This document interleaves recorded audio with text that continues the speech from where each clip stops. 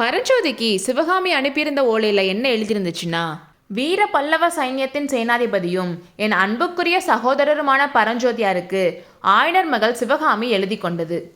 9 வருஷம் நீங்களும் பல்லவகுமாரரும் என்னை மறக்காம ஞாபகம் வச்சு என் சபதத்தை நிறைவேற்றுறதுக்காக படையெடுத்து வந்ததை தெரிஞ்சுக்கிட்டேன். கோட்டைக்கு வடக்கு திசையில நடந்த பெரிய யுத்தத்தை பத்தியும் இங்க செய்தி வந்துச்சு. அந்த யுத்தத்துல வாதாபி சக்கரவர்த்தி செத்துருக்கணும்னு இங்க இருக்கிறவங்க பேசிக்கிறாங்க. இந்த வாதாபி கோட்டையோட காவலர் பீமசேனர் என்ன வந்து பார்த்து ஓலை எழுத சொல்லி கேட்டுக்கிட்டாரு. அதனால என் முழு மனசோட இந்த ஓலையை எழுதுறேன். நீங்க எந்த நோக்கத்தோட படையெடுத்து வந்தீங்களோ அது நிறைவேறிடுச்சு. சளுக்க சைன்யமும் வாதாபி சக்கரவர்த்தியும் நாசமாயிட்டாங்க. இதோட யுத்தத்தை நிப்பாட்டி வாதாபியோட சரணாகதியை ஏத்துக்க சொல்லி ரொம்பவும் கெஞ்சி கேட்டுக்கிறேன். நான் அன்னைக்கு செஞ்ச சபதத்தை அப்படியே நிறைவேற்றணுன்ற விருப்பம் இப்போ எனக்கு இல்லை. அதை அப்படியே நிறைவேற்றுறதுனா இங்க இருக்க மக்கள் ரொம்பவே கஷ்டப்பட வேண்டி வரும். அவங்களுக்கு அப்படிப்பட்ட கஷ்டத்தை கொடுக்க நான் விரும்பல. அப்படி செய்யறனால யாருக்கு என்ன பிரயோஜனம்? ஏற்கனவே நடந்த யுத்தத்துல 2 பக்கமும் நிறைய உயிர்கள் போயிருக்கு. என்னால ஏற்பட்ட இந்த படுகொலையை நினைச்சு நான் ரொம்பவும் கவலைப்படுறேன். என் அருமை சகோதரரை, கடந்த 9 வருஷம் இங்க நான் தனியா இருந்தப்போ என் மனசு ஓயாம யோசிச்சுக்கிட்டே இருந்தது ஒன்னே ஒண்ணுதான். நீங்களும் பல்லவகுமாரரும் என்னை வந்து கூப்பிட்டப்போ நான் உங்களோட வராதது எவ்வளோ பெரிய தப்புன்னு புரிஞ்சுக்கிட்டேன்.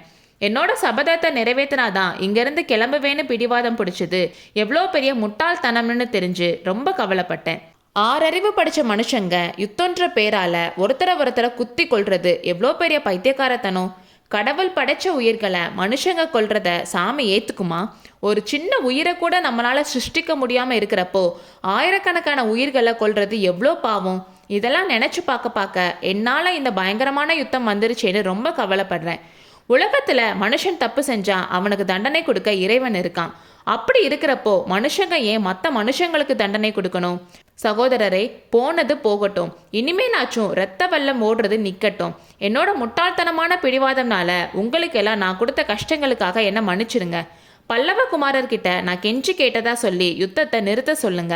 கோட்டை முற்றுகை ஆரம்பிச்சதுலேருந்து வாதாபி மக்கள் என்கிட்ட ரொம்ப மரியாதையாக நடந்துக்கிறாங்க. பல்லவகுமாரர் சரணாகதியை ஏற்றுக்கிட்டா அவங்களே என்ன பல்லக்கில் ஏற்றி அனுப்பி வைக்க ரெடியாக இருக்காங்க. இதெல்லாம் அவர்கிட்டையும் சொல்லுங்க. உங்கள் எல்லாரையும் பார்க்கணுன்னு என் மனசு துடிச்சிட்ருக்கு. இன்னைக்கு சூரியன் அஸ்தமனம் ஆகிறதுக்குள்ள உங்களையும் பல்லவகுமாரரையும் பார்க்குற பாக்கியம் எனக்கு கிடைக்கும்னு நம்புகிறேன். என் அப்பாவோட பாதங்களில் என் வணக்கத்தை சமர்ப்பிக்கிறேன்.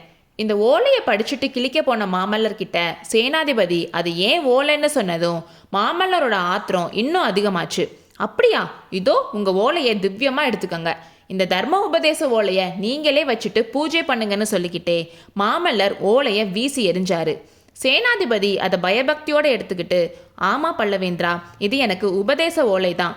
திருநாவுக்கரசர்கிட்ட சிவதேச்சை வாங்குறதுக்காக காஞ்சிக்கு வந்தேன். ஆனால் அந்த பாக்கியம் எனக்கு கிடைக்கல.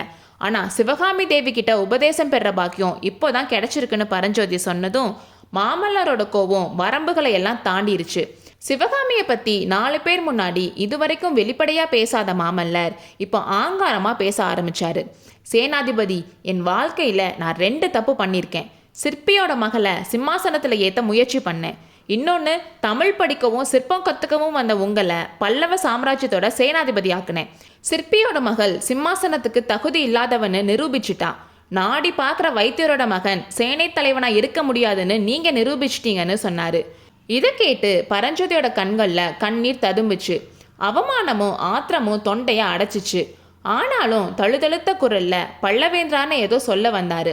சேனாதிபதி நிறுத்துங்கன்னு மாமல்லர் சொன்னதும் சேனாதிபதி வாயடைச்சு போய் நின்னாரு. இதுவரைக்கும் மாமல்லர் அவரை மரியாதை குறைவாவோ இல்லை மனசு புண்படுற மாதிரியோ பேசினதே இல்லை. மாமல்லரோட இந்த புது அவதாரத்தை பரஞ்சோதியால் புரிஞ்சுக்கவே முடியல. என்னை யாருன்னு நினைச்சீங்க? இல்லை இந்த சிற்பி மகள் தான் என்னை யாருன்னு நினைச்சா?